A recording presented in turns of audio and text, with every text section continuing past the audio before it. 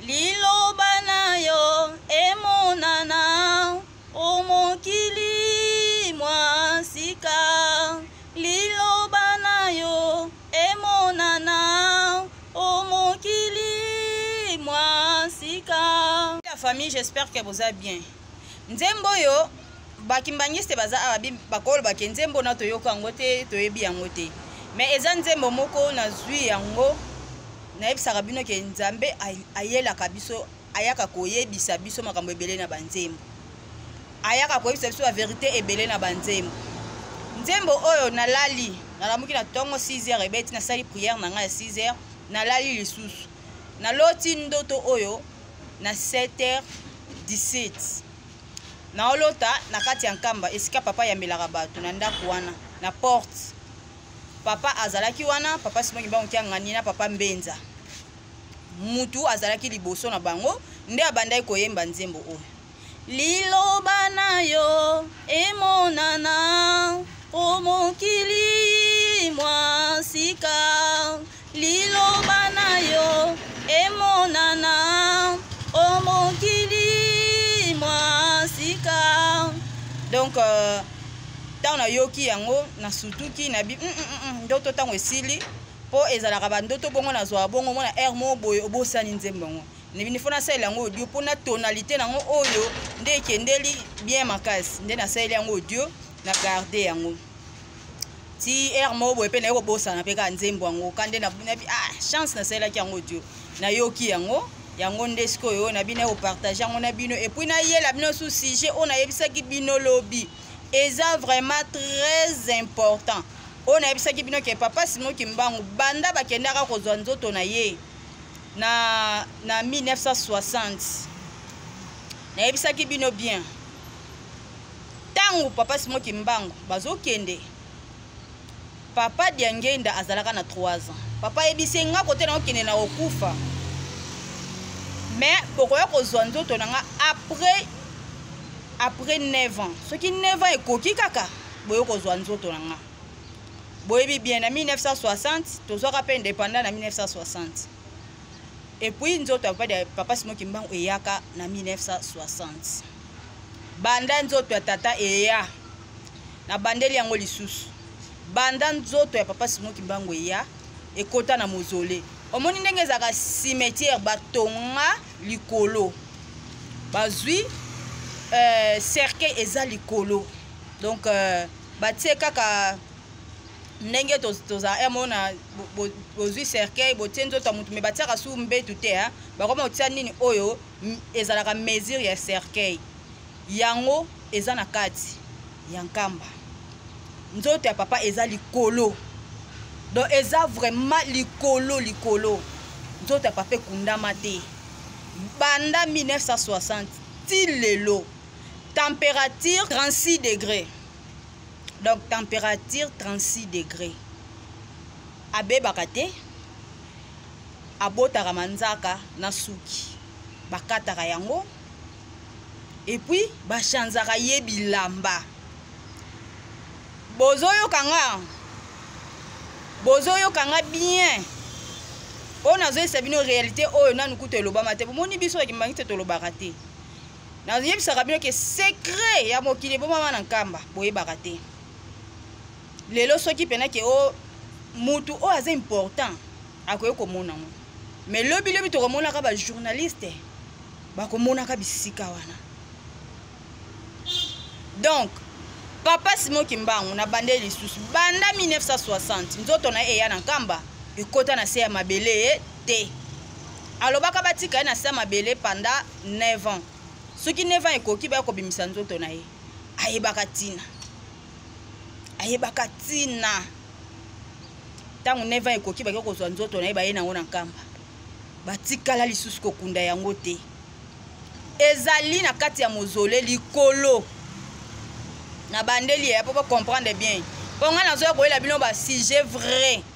Na tango akala biso bato ebele bazana ba makambo ba mona ba vérité. Bato ebele même ba pasteur ba église mususu.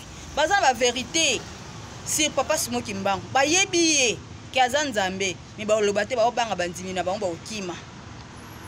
Bandimi ba kokima po peuple noir eza mo passe pour comprendre likambo mais mindele bayebi très bien mundele ayebi kolekata biso po bango na sagesse spirituelle baza nango e biso nde ezate o nga nazoyesa bino yango nde vérité bato musu balobaka oh yohane ezaka nzoto tata Simon Kimbangu te bato ba église mususu ya libanda soko omoni mutu azo église de noir oyo ezoboya nkamba seke bandimi oyo eza basali oyo tata Simon Kimbangu azalaka na bango me ba o baboyaka kotosa tata ba o bakendaka na bango bakenda kosala mangoma na bango lelo bangoma na bango nde baboya nkamba véritable ngunza koboya nkamba te véritable ngunza o ayebi masolo o ayebi pena molimo ke yelaka ye tata po molimo tata esalaka pe na kati ya bato mosusu mais faut la vrai mais so komi koboya déjà nkamba oboya papa Kisolokeli oboya papa de Lungana oboya papa de Ngenda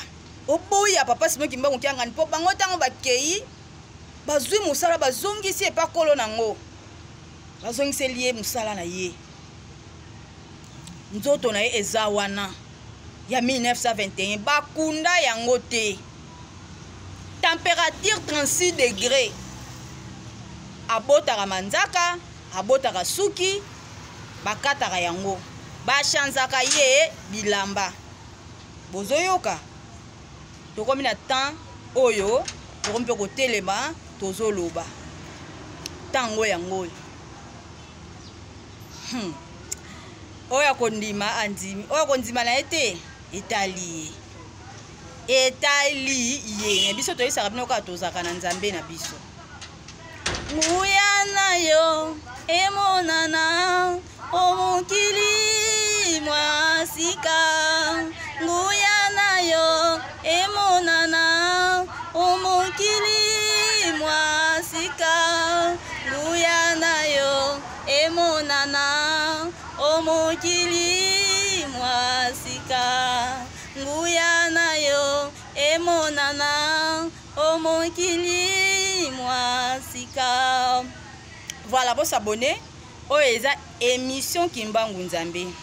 Donc na émission Kimbangu Nzambe bokoya kozwa ba réalité vraie ba histoire vraie ya lokuta te ya tindika cha qualité vrai pena o pena ke euti na source o pena euti na source tango na zolo baboye eza sentiment na ngate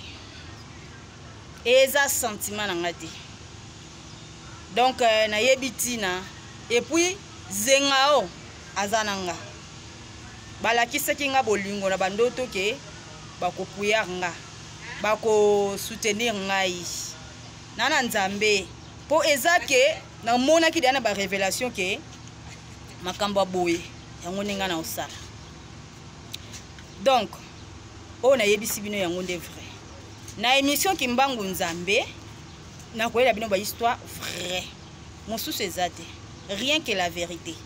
Beau s'abonner massivement, beaucoup sepela lobby. Nguya na yo emonana ai. Eh, kozala Nzambe lenge. Lelo na loti tata. Eh, na ki bien moko.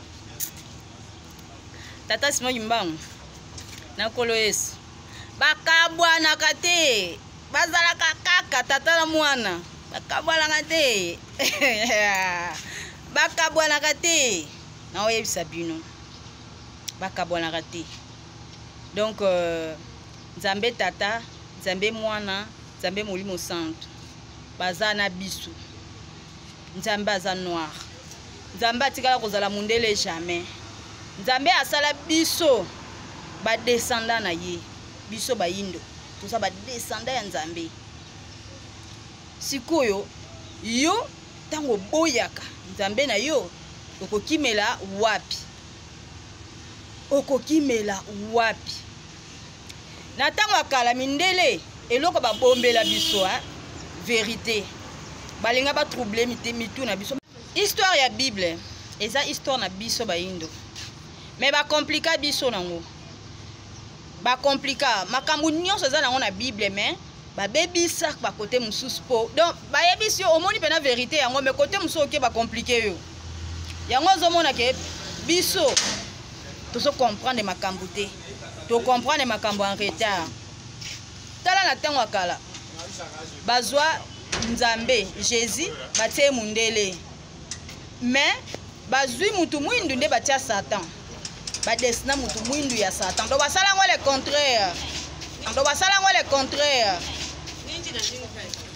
fo oyeba ke mundele akokoma moyindo te moyindo akokoma mundele po poso oyo ya bango toza nango kati na biso mais bango baza na oyo ya biso te kati na bango po nga na koloba pelaki lelo nakomi na mundele na okoma Michael Jackson deja ye wana sikoyo mundele akoma moto mwindo akoma te aotika kosalema te mpona eza richesse ya nzambe do biso toa badescenda ya nzambe yango mindele bayebi ke nzambe azaka moto mwindo ali bazwa Satan batia ye noir mundele ayebi ke nzambe aza noir yango azwa Satan asala Satan noir soki makambo ya mabe bafilme ya banini ya mabe bato ya mabe batiaka ba noir mais bato ya malamu batiaka kaka mindele okomona ba ange mindele Marie mundele Jésus mundele donc Saint-Esprit mundele ka mindele okomona na kati ba ange wana te batia ata poso moko noir baotia te batiaka mindele nzoka nde Satan azalaka pembe na temps wana tia kitaka na mabele azalaka pembe kitoko makasi donc c'est ça tellement que mundele atati lelo mundele otikala olinga biso te bayindo mais to abandeko biso toza ba parents na bango biso to ba yaya bango baleki mais balinga biso te mais kala te baolinga biso baotosa biso po biso tozwa siko kibokonzi kimukolo tozolata yango pouvoir ntango ezonga na bayindo nde sikoyo mundele akotosa siko bayaya bango siko bakoma baesclave biso siko tokomi likolo soki boyebaka te boyeba yango bien kibokonzi okenda na Jacob ezozonga sikoyo nezawu donc c'est ça oka na ngana yela bino susu yango oyo émission Kimbangu Nzambe eyela bino mambo ebele ezoyela bino mambo ebele bosepela makasi boza desite bosabone ka massivement et ça là bien makasi tomonani à la prochaine nguya nayo emonana omokili mwasika nguya nayo emonana